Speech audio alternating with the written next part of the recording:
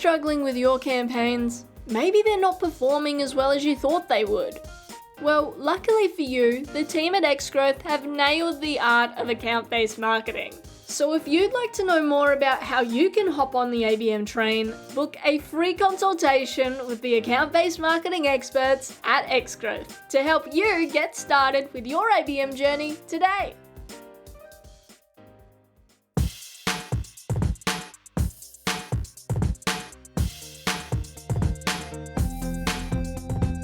What's up, marketers, and welcome to another episode of the Growth Colony podcast. I'm Liza from Xgrowth to tell you that each episode we bring in B2B leaders to chat about how you can achieve those everyday wins in the marketing world. Whether you're new to the B2B game, working at a leadership level, or even just showing some interest, we know you'll love the episode. So grab a drink, get comfy, and enjoy the show. Hello, everyone. Welcome to another episode. I'm Shaheen Hoda with Xgrowth, and today I'm talking to Elise Balsley, Chief Revenue Officer and Head of Australia and New Zealand at Thryv, about how Thryv as a company accidentally created its highest performing acquisition channel. It's going to be very exciting. Elise, thanks so much for jumping on the podcast. Problems at all, Shaheen. Lovely to join you. Absolute pleasure. Absolute pleasure. So, I talked about right at the beginning your highest performing acquisition channel, and we've talked about this a little bit. And I want to get into the, where this came from, what was, the customer experience before and after. But can you just very briefly tell us, what does that highest performing acquisition channel look like for Thryv? And then we'll get into the meats and potatoes of the conversation. Perfect. Sounds great. To give you a little bit of context, Thryv was formerly Census, so a Yellow Pages directories business organisation, and back in 2021 was acquired in Thryv over in the United States, and really to the forefront of small business have brought a CRM solution to market to help them run their business more effectively, more efficiently, and to save time in their day. Throughout the process, one of the pieces that our new owners really instilled right across the organisation is the devotion to client. So they are incredibly wedded to our customers and absolutely obsessed when it comes to NPS results, customer feedback, how we manage it, and the things we do on the other side of it. And it almost becomes contagious when you're that customer obsessed, because you're wanting to deliver exceptional products. You're wanting to solve the pain points and problems that keep small business owners awake at night. But you're also wanting to understand as an organisation how you can do better into the future and what you need to work on and how you need to change. So there's also a humble aspect to it where nobody is perfect and there's always opportunities to grow and improve. Over the past 2 years of selling the Thryv Business Centre software in market, we've accidentally stumbled across a customer referral channel that has almost a 100% conversion rate on the other side of it. Because when you're delivering exceptional products to customers, when those customers are finding immense value through those products, and when they're really seeing our team as kind of an extension of their own small business, they've started referring their friends and family into us to also join the Thryv family. So it wasn't one that we'd set out to build out a customer referral channel per se, but it was one that over time, as we started to deliver exceptional customer outcomes and as we started to really make an impact on the lives of small business owners, they started organically referring it in. So what started as a bit of a sort of an ad hoc initiative where we were kind of managing and converting all of these really great opportunities that our customers were giving us has since morphed into sort of a customer referral program that's more industrialized at sort of a wider business level today. But I think for us, the biggest piece is NPS and customer experience isn't just that kind of tick of a box exercise that a business needs to do. If you truly live it and breathe it and it becomes part of the DNA of a company, it can effectively become a sales channel in its own right. I love it. I mean, it's a lot of people talk about customer experience and advocacy programs, but it's hard to come by an organization that can share some of these numbers. I mean, 100% referral. Basically, every customer you bring, you double that customer. and you create that never-ending chain. I think some of the people in the growth marketing space will call it the virality coefficient of the organization, which is fascinating to have that number. So it sounds like you talked about it came about accidentally. Can you talk a little bit about some of the values that are instilled in the organization that enable the accidental discovery or the accidental creation of this channel? You talked about that the team are very customer focused. Can you tell us a little bit about like how is that lived in the organization? Like what are on a day-to-day basis, what are some of the practices that are in place that has enabled something like this? I think as an organisation, we live and breathe our values. If you were kind of sitting next to me at my desk right now, you would see that our sort of 7 values are on my mouse pad that I'm using to navigate my computer. So being client devoted is absolutely one of those kind of core values. But we also empower our people to act like they own the place. When they stumble across a customer problem or a customer issue, if this was their business, how would they manage that problem and what would they do? It's not just about handballing something off to the next person. It's really giving them that level of accountability to say, if you ran this company, what would the right decision be to make for that customer that you're talking to? One of the other values that I think for us that we really sort of live and breathe across the organisation is a value called done through. When a customer calls in wanting a change, it's really easy to send it off to a sort of a changes department and request that change and kind of go on with your day. And one would say on the surface that you've done what you were supposed to do. But really what we say is that you've got to do it. It's got to be done, done, and done, which means you've got to take that change that the customer's requested and really follow it the whole way through. Make sure someone in the changes department picks up that change and actions it effectively, and then make sure that the customer is aware that the change has been actioned to truly make sure that we've done our job properly. And I think that for us is one of the ones that we continue to kind of embed into our people, is making sure that those values really are part of the day-to-day operations of our people. On the background, kind of one of the other values we have is really around investing in our people. And we've got a lot of reward and recognition programs where we're not necessarily celebrating sales results or we're not necessarily celebrating the highest performer of the month, but we're actually celebrating the people that live and breathe the values of our company. So whether it's giving them cultures cash to spend at the company store on getting some merchandise, or whether it's recognizing them as a global accelerator in sort of one of our awards, really celebrating the fact that they're living and breathing the values of our company is more important than sort of celebrating any of the other wins. Because I think if you can drive the right culture within the organization and have a team of people that live and breathe your values, you will be successful as an organization. I love those values. I love done three. That sounds great. And it done, and done. It is just such a clear statement of the value of the organization rather than, some of the obscure statements sometimes you hear as a company value. That is fantastic. No, I think it's something that we are incredibly proud of, because I think those values are what all the decisions right across the organisation. We live them, we breathe them, and we use them to kind of help form our decision-making process. Elise, at what point did you realize that, the customer advocacy program is turning into an acquisition channel and you really need to, that there were signs that this thing was actually happening? What was that kind of aha moment for you and the team?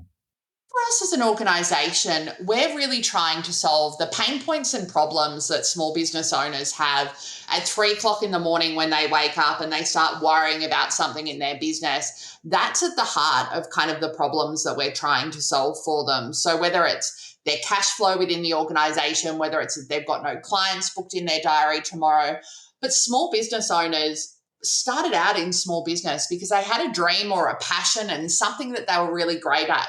They were creative. They loved yoga and decided to open up a yoga studio, but it was their dream. It wasn't their dream to do invoicing and estimates and worry about paying rent and salaries and insurance and all of those kind of myriad of other things that small businesses need to worry about.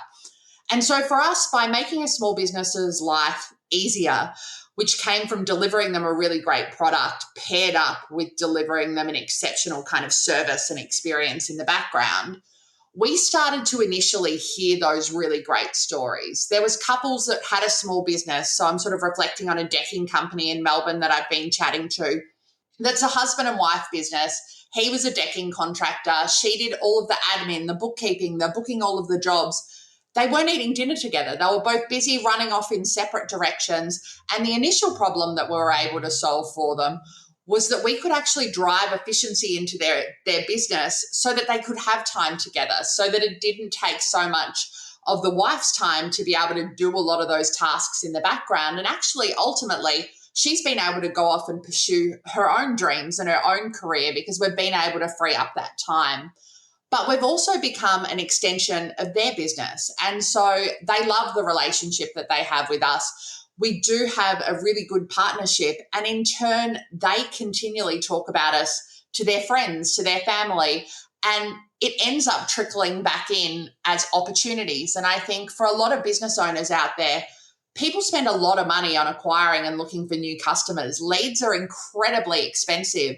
But if you found a lead source that had almost a 100% conversion rate off the back of it, if you've got customers that are doing almost the selling for you so that they're selling to their kind of friends and family how great we are as an organization and how much we've helped them, it becomes a really easy sales channel. And so for us, it literally was a stumble across because it started out hearing all of those kind of impactful stories on the impact that we had to those organizations. And then over time, kind of the referrals started to come in. And so it wasn't that we'd expressly kind of gone out there and gone looking for those referrals, but actually they were natively coming in to us. And so we've ended up sort of standing up a customer referral program after the fact, but purely based on the insights and intelligence that our customers were giving us and the fact that they were sending their sort of friends and family members into us. Got it. I mean, that is the best channel. The organic channels that pop up and you kind of realize and then double down on them are the best channels. I'm very curious. I mean, this obviously was an accidental thing and it started to grow. How does it look like? You talked about the customer referral program that you have in place, but I'd love to dive a little bit deeper into that in terms of what does the customer referral program look like now, and how did you go about engineering a system out of this accident that you came across? How are you now engineering for more of that happening? Yeah, so I think in the beginning, it was definitely, there was no processes. So even when we started up sort of the customer referral program, we'd started it up and designed a process out on the sort of a whiteboard of what we thought that program could look like and really tested it and trialed it out with a couple of our customers to make sure that the design of that model was really going to work. But in the background, we still had clients referring their sort of friends and colleagues and peers and neighbours into us. So I think as a business for us, being able to have a program that allows our customers to be able to send opportunities that they think are a great fit into us to allow us to be able to then obviously follow through and engage those opportunities. And it is really important to do so in an incredibly timely manner and to deliver that same exceptional customer service. Because in this instance, not only is our brand on the line, but they've also put their reputation on the line by referring us out there. So for us, it's making sure that we do follow through and that it is still a really spectacular experience for that referral when they come in. And then really just closing the loop on the customer and making sure that we go back and say thank you to them. And I think that for us is advice that we give every small business that does business with us. It's the simple things of being able to thank a customer at the end of it for a referral or for thanking them for doing business with you, because I think a lot of people and a lot of business owners go out there and do the sort of transactional business relationship, but they don't always kind of close the loop out on just thanking people for doing business with them. I love that. I think that is very critical to cover both ends and all aspects of business interaction. We've talked about all the great things that has come out of this program and how you and the team have built a customer referral system now in place. I'd love to touch on some of the challenges that you face. I am sure that not all of this journey of building this acquisition channel has been, great smell and roses and smooth and fluid process. What have been some of the challenges that you and the team faced in further maturing this channel? I think like all good businesses, it takes time to build out processes, to learn through the journey, and to be able to build out the technology to be able to execute it in the background. But I think for us, being able to have teams that work incredibly collaboratively together, so from our sales team to our marketing team, knowing that sometimes things were perfect on the surface at a customer level, but actually in the background, we were still kind of fixing and designing some things out along the way. But I think for us, sometimes the program evolved quicker than the sort of technology and process did in the background. So I think for us, it was really just making sure that we were actioning our commitments, that we were learning along the way. And I think nothing is ever perfect when it launches either. So to sit there, to make sure that you follow through on the journey and make those modifications on the other end of it that you need to. Got it. That makes sense. And I guess the other question that I want to ask is what's ahead? Like what is, what kind of program are you looking at in the future? How are you going to further build customer advocacy at Thryv moving forward? I think for us, one of the sort of really easy things to do as a leader or an exec would be to go and crunch some numbers and come up with a spreadsheet and build out a really spectacular strategy and say, this is the path forward. But I think one of the things that is really in the DNA of our organisation is the customer. And I think when it comes to what is ahead, it's all going to be incredibly customer driven. So for us, it's making sure that we're absolutely listening to the voice of customer within the business, that we're measuring the customer at all parts of the journey, not just at the point in time when you kind of have a partnership or kind of a sale transacts with a client, but really making sure that you understand the experience that you have with them along the entire customer journey, and that you do continue to close the loop on some of those things. Now, some of those things are going to lead to product innovation in the future, but some of those things may be just process improvement that you can make across the business. And I think that the great thing within our organisation is, regardless of if you're in sort of client care, sales or marketing, everybody is really open to feedback. And I think that feedback is really critical to make sure that we are successful sort of into the future. So I think where to from here will be absolutely driven by what our customers need and want. I love that. Elise, before I have some rapid fire questions that I want to ask you as well, but before I get there, is there anything else that on, customer experience and advocacy programs that you think it's important for us to touch on that maybe I didn't ask? I think for me, it is one that I am so passionate about, and I think you can't underestimate the impact that it does have on an organisation. I think culturally, right across our organisation, people feel empowered. They feel heard. We've given them permission to act like they own the place and to go out there and ensure that when they're engaging and working with customers, that they're under-promising and over-delivering. And for us, it's really paid dividends across the business from a cultural aspect. It's paid dividends from some of the byproducts, and whether it's sort of being recognised as part of the Service Excellence Awards and different things around the incredible results that we're seeing off the back of it. But I think the human impact that we have within the business and the positive cultural impact is significant. And I think if you can get it right and build something that absolutely is embedded around both the customer and your people, there's no reason that a business wouldn't be successful. I love that. Did you know that 65% of marketing leaders in APAC view ABM as a crucial part of their marketing spend? And that the emergence of generative AI is transforming the marketing landscape? Want to learn more marketing insights? Well, download the 2023 State of Account-Based Marketing in APAC report with the link in the pod description. You'll have valuable data points and key takeaways all at your fingertips after the single click of the download button. Get your copy now and find out how you can transform your ABM game today. Okay, let's do some rapid fire questions and go from there. So the first question that I want to ask you is, what is one resource? This could be a book, a blog, a podcast, a talk, whatever it is that has had, it could have been recently, it could have been a long time ago, that has had a profound impact on the way you work or live. So I'm probably going to say two. So the first one I think is a book by Mark Rabage, which is called The Sales Acceleration Formula. So it's really around sort of using data and technology to really build successful sort of sales organizations. And for me, a lot of the anecdotes and formulas and the ways of operating have been incredibly influential in the way that I operate. The other one I'd say, which is a more recent one, so I had the privilege of hearing a gentleman by the name of Yuri Levine, who's the co-founder of Waze, present earlier this year, and got a copy of his book. So an entrepreneur, he kind of founds multiple sort of new businesses all at the same time. He's absolutely an ideas man. But his ethos is all around falling in love with kind of the problem, not the solution. And as sort of a business owner, forgetting about all of the things that are working really well in his business, but really laser focus on sort of the parts of the business that have problems and the magic that can happen if you solve those. So I think they're my answers to kind of the first question. Love it. Thanks for that. Second question is, if you could give one advice to B2B marketers and salespeople, what would it be? I think for me, one of the pieces that is working exceptionally well for us is the relationship within our organization between sales and marketing.